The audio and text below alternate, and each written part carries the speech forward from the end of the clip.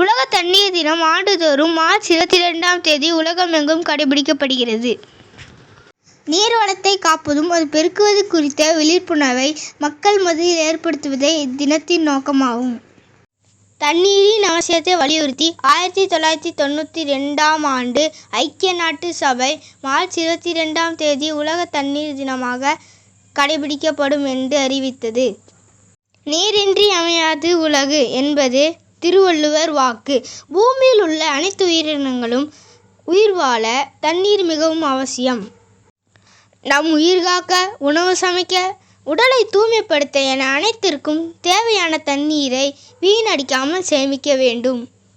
ஒவ்வொரு வீட்டிலும் மழைநீர் சேமிப்பு கட்டமைப்பு திட்டம் ஏற்படுத்துவதன் மூலம் நீர் தேவையை பூர்த்தி செய்யலாம். நீர் எல்லோருக்கும் உயிர்நீர் என்பதை உணர்ந்து நாம் செயல்பட வேண்டும். நீர் ஆதாரங்களை பாதுகாத்து பராமரிக்க வேண்டும்.